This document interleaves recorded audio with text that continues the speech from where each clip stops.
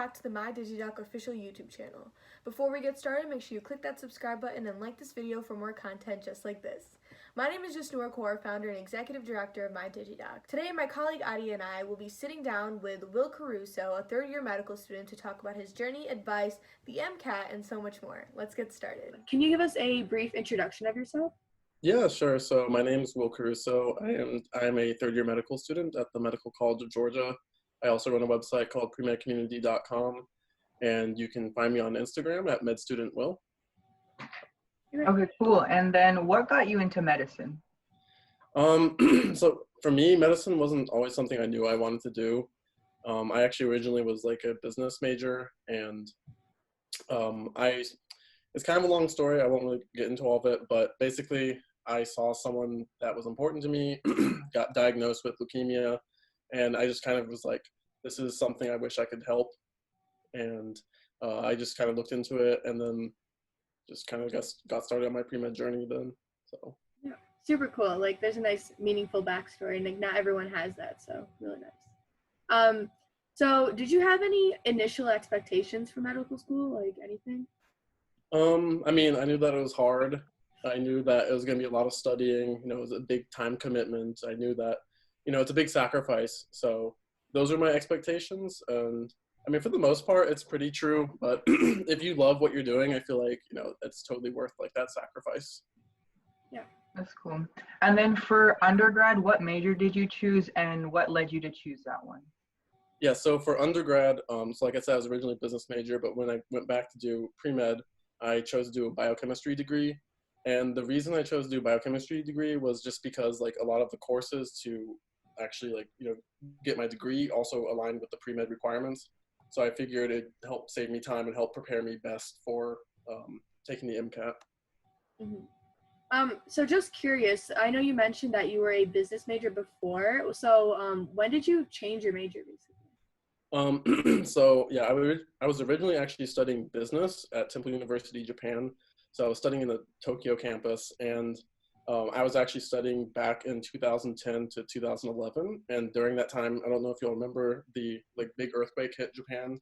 So I was there during that time, and they caused our school to get shut down. So that kind of forced me to take a break and really reflect on what I wanted to do. And I didn't really realize this wasn't really what I wanted to do. I just didn't, feel the passion towards that. And then, like I said, it took kind of the event where an important person's got leukemia, and I was like, this is something I feel like I want to be a part of. So I went back to study biochemistry in 2013, and then that's kind of when my pre-med journey started. Yeah, super cool.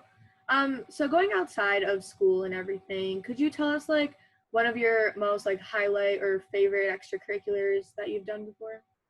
Let's see. I mean, for me, at least as a pre-med, I think doing shadowing was really enjoyable. I really enjoyed the time I spent. I think it's also because I found a really good doctor to shadow. He was really chill. He was young, just out of residency. So I think we just were able to really get along well.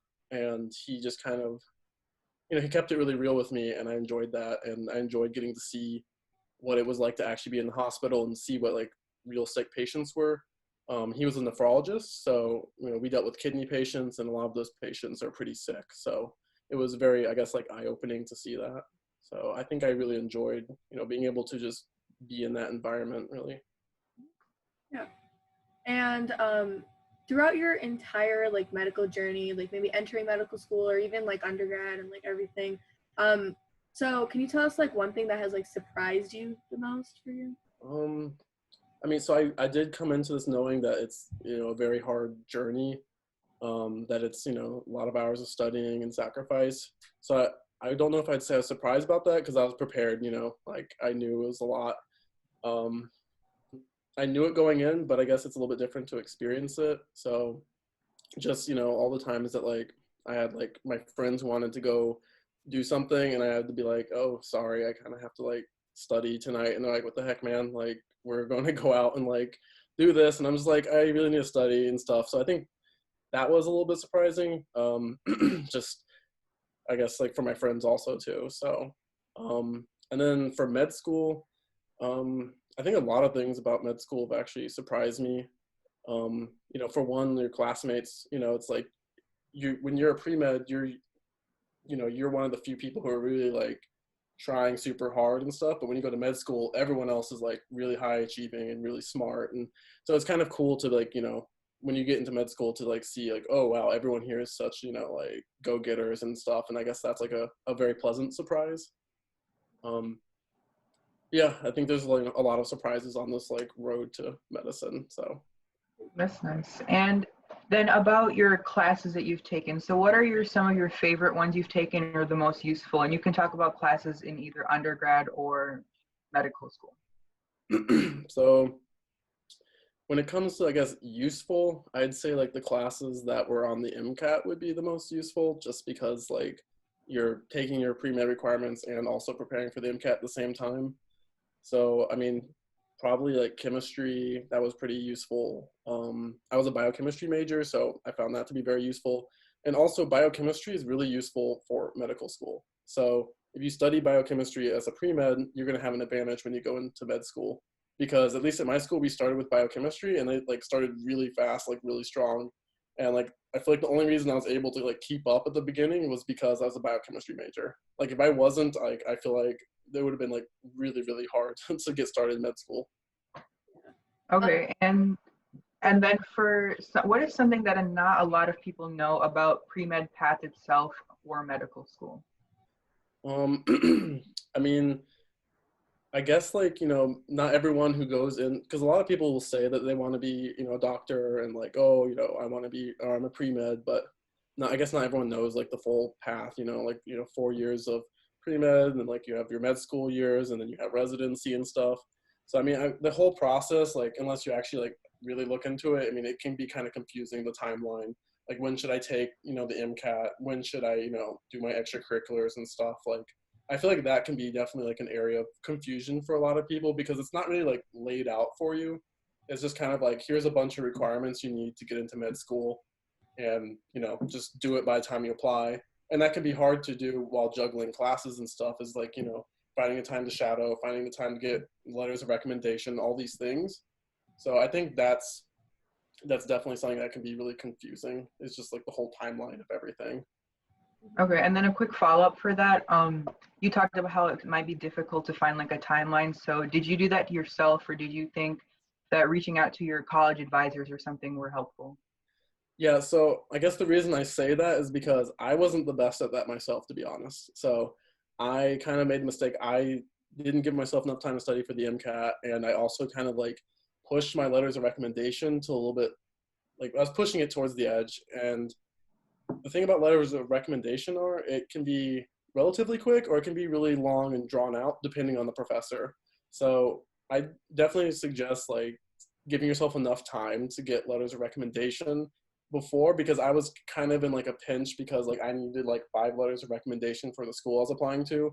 And this one professor, I was waiting on just one professor and he was just, you know, taking his time on that. And that was just a really stressful period for me. So if you can, you know, really plan things out, it'll definitely save you a lot of stress. And for me, for the MCAT, I kind of like didn't give myself enough time to study, so I ended up like having to cram for it for like 1 to 2 months, and that was definitely not a pleasant experience. So I would say like in your first or second year, just go ahead and like write stuff out, you know, like figure out like, okay, I want to take the MCAT, you know, my junior year at this time. What are the classes I need to take? Basically, the more organized you are, you're gonna save yourself a lot of hassle. Yeah, that's good. And then I think that's good advice.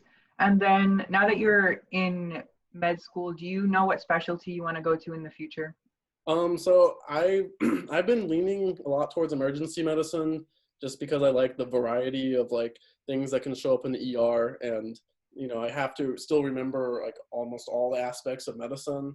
I kind of just like that, but I've been recently doing my OB-GYN rotation, and I can't lie, I've definitely been enjoying that. You know, there are a lot of cool procedures and stuff. So I don't know. I mean, and that's what third year is all about, right? Is figuring out what you want to do. So who knows? I might switch to something more like surgical based or something like that. Cool, cool. So I know you mentioned this when you were talking about the MCAT and like organizing everything, but Do you have any other like advice for high schoolers or maybe even undergrads or other med students out there like regarding all of this? Yeah, so at least for high school, I'd say like like the biggest thing is just to like figure out first of all if like you actually really want to go into a field in medicine. You might think you do right now because you've seen like all these shows and like, you know, Netflix shows and stuff and like, oh wow, it's so cool and stuff.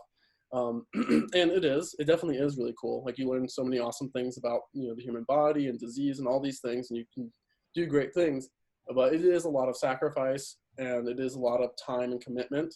So I would recommend for people who are younger, such as those in high school, that they go ahead and find someone to shadow. You know, they go into the hospital, they do some hospital volunteering, like just really get yourself exposed to what it's really like and see if this is something that you can really see yourself doing for the rest of your life.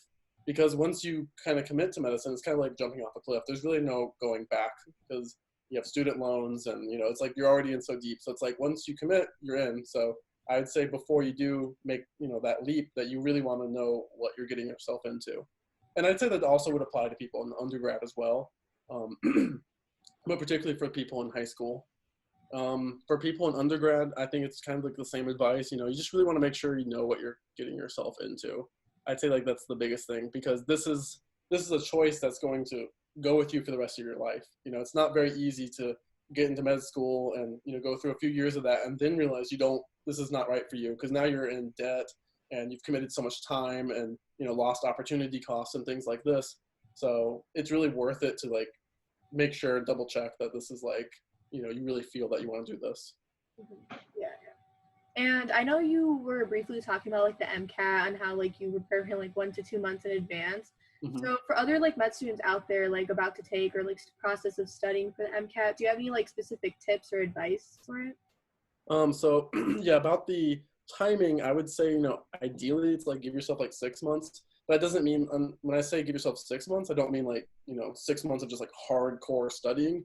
I'd say like 6 months out, you know, like take a practice test, like, you know, take like, just see where you're at, see what your baseline is at. And then from that practice test, then you can kind of feel out like, okay, this is like how much I'm going to need to study. You know, if you do really bad on that practice test, you might be like, oh, I need to like get on this right now. And luckily you found out 6 months ahead of time and not 1-2 months ahead of time, and you're freaking out kind of like I was. So give yourself that little bit of buffer. And if you're good, then like, you know, just, you can kind of like pace yourself based on like the score that you got when you first took like a AMC practice test. So that's my first piece of advice, is like, you know, see what it's like at least 5-6 months in ahead of time. For me, the way I studied, and I was able to improve my grade a good amount in the 1 to 2 months that I took it, it was really like doing a lot of practice questions. So I'd say practice questions are really important for the MCAT, just because like the MCAT is not like your typical test in university, right? In university, it's mostly, okay, like, do you know what this term means? What does it mean? It's just like a first order type question. But the MCAT has questions that are like second, third order questions. It's like, you must first figure out what it's talking about, and then you have to figure out something that you know what it is, but the answer is not what it is. It's like something else further beyond that. So you have to like answer something about what it is. So I think just getting used to like the way the MCAT asks questions will definitely like be very helpful. So I studied by doing a lot of practice questions and then identifying my weakest areas. And then I'd go back to my weakest areas. I like make a list. I was like, okay, I'm bad at this, this, this. So I'm gonna go through each of these things on my list, watch videos on it, do more practice problems on that until I can feel like I'm confident in those items. And then I check those off, and then I take another practice test and I'm like, okay, this is another area I'm weak in. Make a new list, go through those weak areas again until I feel good about it, take another practice test, reassess, and kind of like progressively move, you know, your score up like that. I'd say that would be my suggestion for how you can study for the MCAT. Yeah, super insightful. Like if I was taking the MCAT, that'd be really helpful for me. So then throughout your entire like educational journey, I'll just say, do you have any like specific study tips that have worked for you, like even for university exams or anything?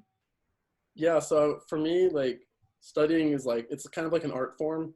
It's something that you get better at and you learn, and it also really depends on you. Like everyone's a different type of studier. So the advice that I give could work for me, could work for some people, but it might not work for other people. So I'd say one of the biggest advice is like really learn what works for you. Like, for instance, some people work best maybe from home when it's quiet, but some people also work best from like a coffee shop where there's like some sort of, ambient noise, and that kind of gets them focused and in like the mood for studying. So it's really about like learning about you, and like, okay, well, I do best with flashcards, or I do best with videos and stuff like that. And then once you kind of get a feel what works best for you, then you kind of tailor your studying for that. For me, I mean, I've gone through many different phases of like studying, because studying in undergrad is very different than studying in med school. So it kind of depends on the type of class that you're taking.